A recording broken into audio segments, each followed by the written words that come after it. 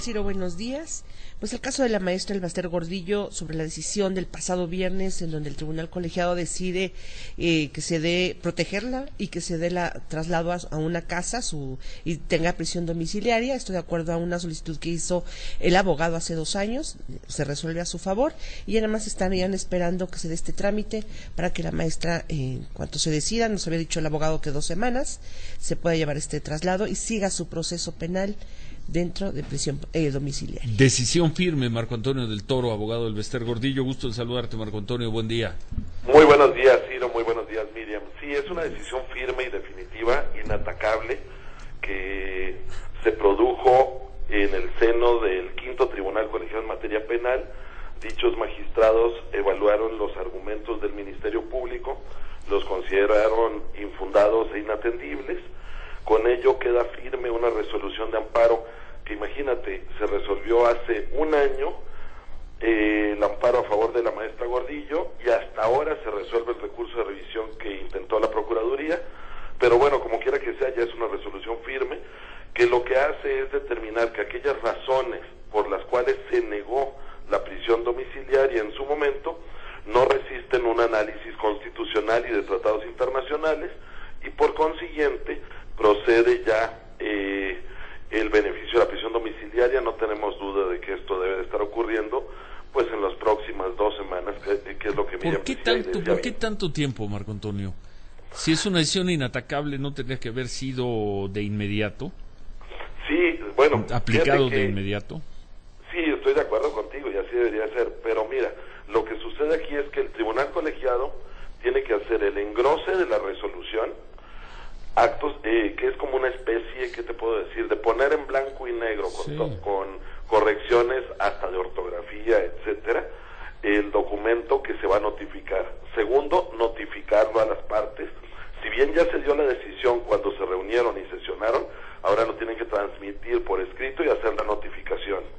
De ahí notificar al Tribunal de Amparo y a su vez al tribunal que había negado la prisión domiciliaria, ordenándole ya acatar la sentencia correspondiente. Es por eso es más trámite que otra cosa. Bueno, oye, ¿cómo está la maestra?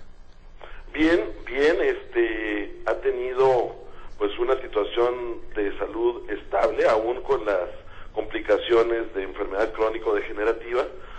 Tomó muy bien esta resolución, aun cuando ha sido enfática en señalar y señalarme que si bien este es un paso importante, puesto que es terrible la situación en la que había estado en el pasado, lo cierto es que para ella lo fundamental es que se resuelva el fondo del asunto y su inocencia, como ya ocurrió en el asunto de defraudación fiscal, que obtuvimos ya una sentencia que también de amparo que dio lugar a que en su cumplimiento se dictara el auto de libertad por ese delito. Así es, quedan otros 2 delitos y también decirlo, creo que el 26, el 25 de este mes, dentro de 3 o 4 días, se cumplen 4 años. ¿Qué día fue? ¿El 26? 25. 26 de febrero. En fin, son 4 años ya de la detención del Elbaster Gordillo, 4 años. ¿De qué ha sido? ¿Por qué la han condenado? ¿Por qué la han sentenciado, Marco Antonio? De nada, absolutamente de nada. 4 años sin sentencia. Así es. Nada más. ¿Dónde? Y lo volvemos a hacer la pregunta, ¿dónde están todos esos defensores del Estado de Derecho que escriben libros, hacen documentales, dan conferencias y demás, hablando de la dilación de justicia? ¿Dónde están en el caso del Elbaster Gordillo? 4 años en la cárcel, la única resolución, la única sentencia que tiene el Elbaster Gordillo ha sido a su favor por uno de los 3 delitos. Sobre los otros 2, o no se han aportado las pruebas, o nadie tiene prisa, o hay un tortuguismo.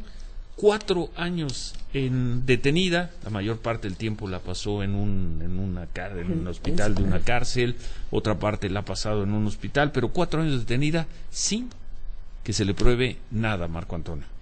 Así es, Ciro, es de esas cuestiones que resultan patéticas, que nos obligan a reflexionar sobre este tipo de asuntos, en donde se gestan imputaciones que a veces tienen contenidos que rebasan el ámbito jurídico, aun cuando en nuestro caso nos hemos dedicado a a analizarlas, a atacarlas de manera técnica, y como bien dices, pues las únicas dos resoluciones firmes que se han dictado en este asunto han sido la resolución de amparo que dio lugar al auto de libertad por defraudación fiscal y la resolución firme que dio lugar a esta sentencia del quinto tribunal colegiado en materia de prisión domiciliaria, que llega tarde, pero llega. Llega tarde, la maestra va a cumplir...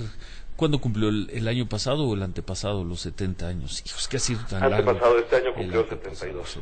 72 años, y bueno, un beneficio que, como lo hemos comentado con el abogado Marco Antonio del Toro, pues se tendría que dar prácticamente en automático. Finalmente lo están obteniendo.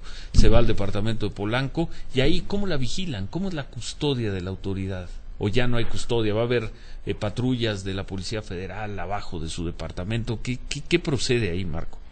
Mira, yo creo que debe de ser algo análogo a como se encuentra actualmente en el hospital de la Colonia Roma, en donde pues ya la autoridad tiene una experiencia en donde ha podido verificar que desde luego no constituye, como es natural, ningún riesgo de fuga, pero sí se han mantenido personal de vigilancia.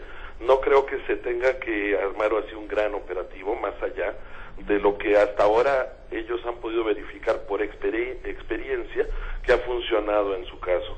No se trata, yo creo, que tampoco de despilfarrar recursos, ni mucho menos en eso, y deben de estar pues el personal de custodia suficiente y necesario, como ha ocurrido hasta ahorita. Bueno, no puedes salir ni a la tienda de abajo. No.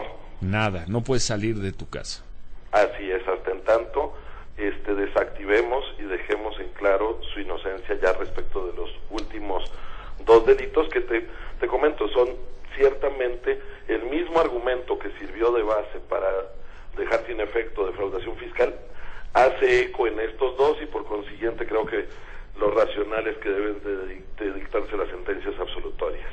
Abogado, a pesar de que ya se tiene como domicilio el departamento de Polanco de la maestra, ¿habría, una vez que sea notificada la autoridad federal, en este caso la Policía Federal o la Comisión Nacional de Seguridad, ellos determinar que no es ideal este departamento y sugerir otra propiedad? Mira, ya se había planteado esto incluso ante los otros jueces. Han podido hacer las verificaciones correspondientes.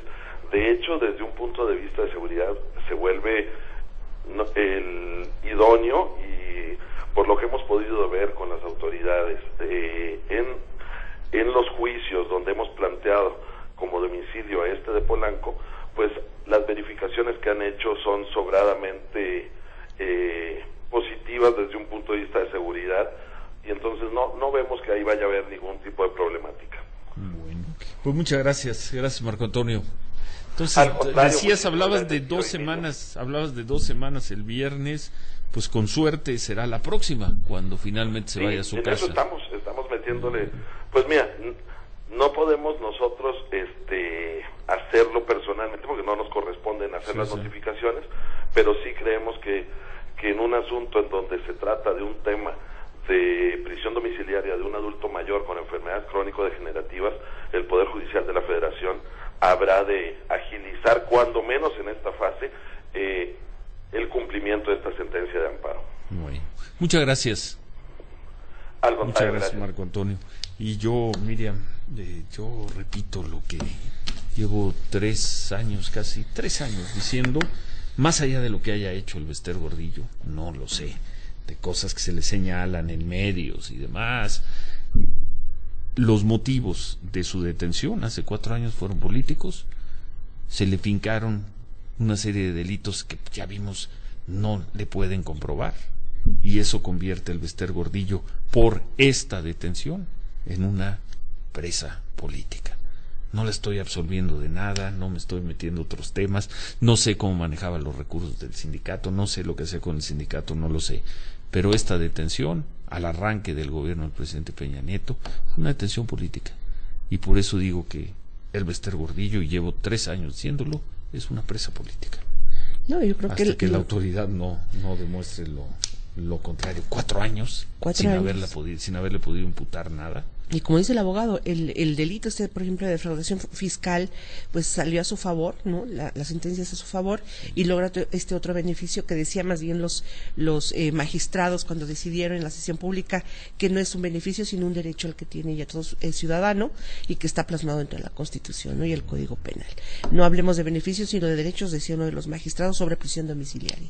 Y los otros dos procesos pues están muy avanzados. El abogado pues ha dado cuenta de varios amparos que han tramitado y pues bueno, está por resolverse ya muy pronto sobre delincuencia organizada y operaciones con recursos de procedencia ilícita. Bueno, vamos